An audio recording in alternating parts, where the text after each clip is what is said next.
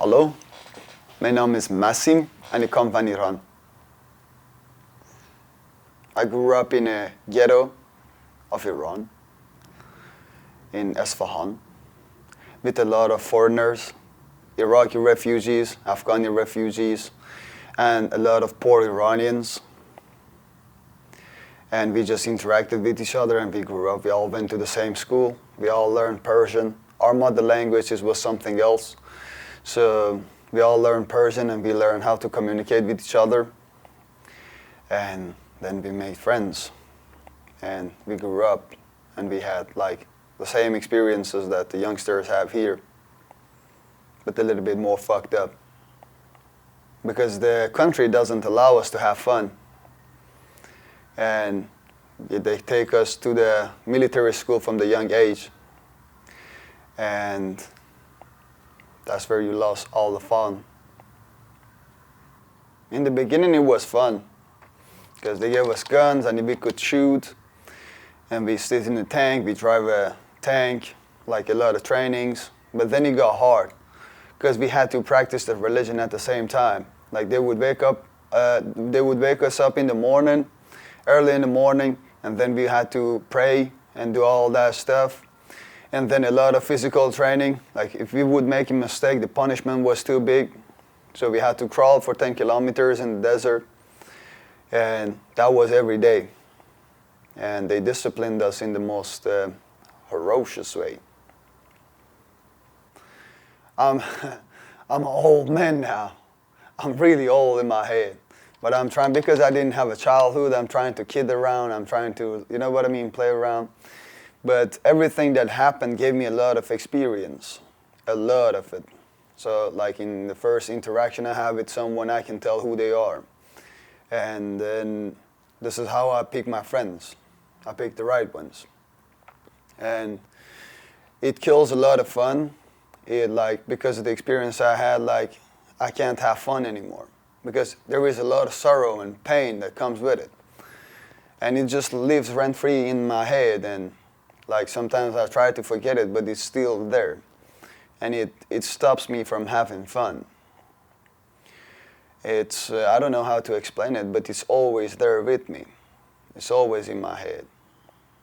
And it stops me from doing a lot of stuff, like enjoying myself. Well, right now I'm trying to enjoy myself more. And then, yeah, that's it. I released an album. I criticized the leader of Iran in my album. It was a hip-hop album. And then when they heard the song, and criticizing the leader of Iran is like criticizing the God, because he's like the God in Iran. And I became the enemy of the God. And I was wanted in the cities. And I lived in the villages, in the mountains, like far away from the cities. But I couldn't live like that. I lived like that for 4 years, and after that, I said, I'm done. I'm going to get out. I missed electricity, bro. I'm from Khuzestan, southwest of Iran, and the weather is always warm in there. And like I'm telling, like we come into your state, and we come in with our car, we come to get one of your sheeps and just fucking barbecue the whole thing. And then who's gonna take care of you when we're not there to fight the police off?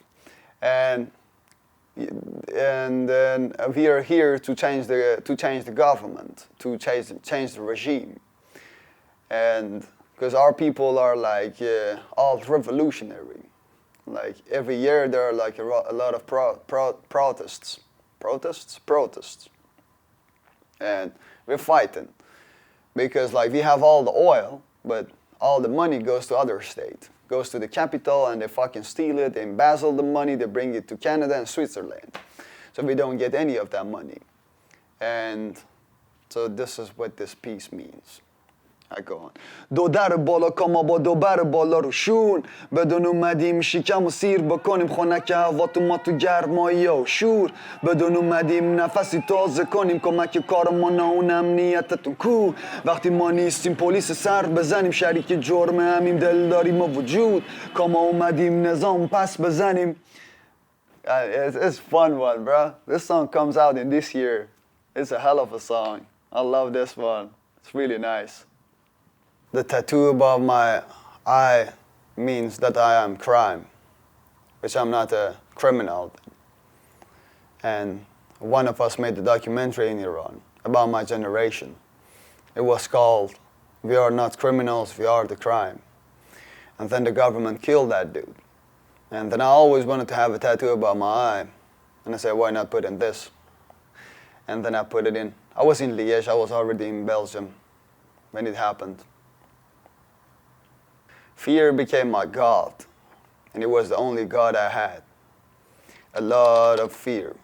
I was afraid of everything. Like the first year I was here, I would see a policeman, I would start shaking.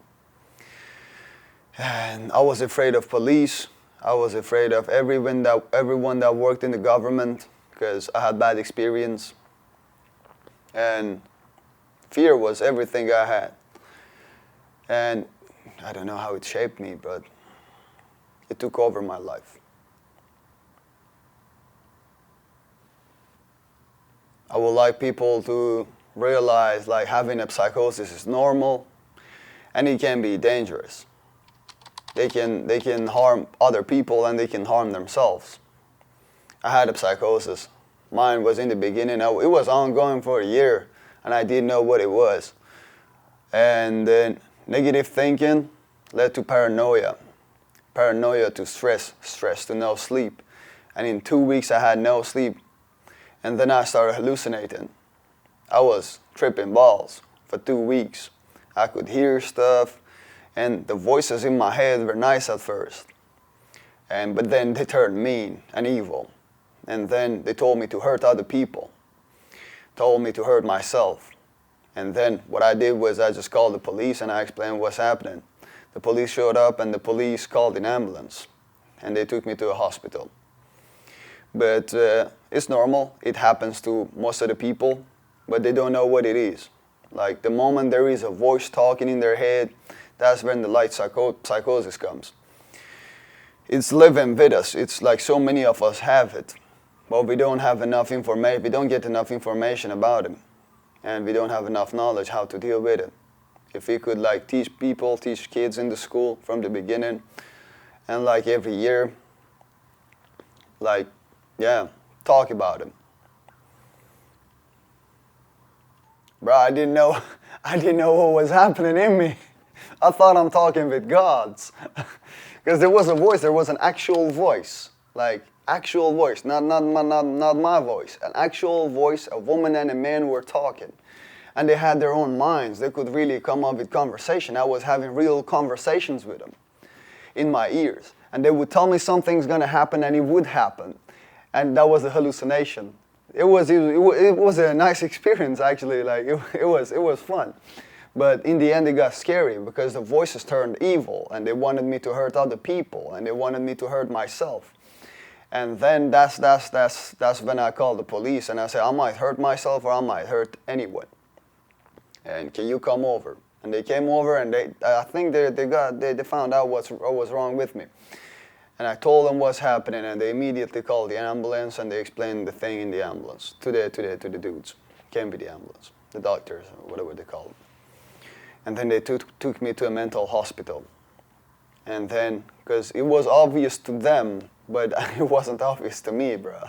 I didn't know what was wrong with me. I had no idea. But it was fun. It was really fun. I was scared to death from people. Yeah.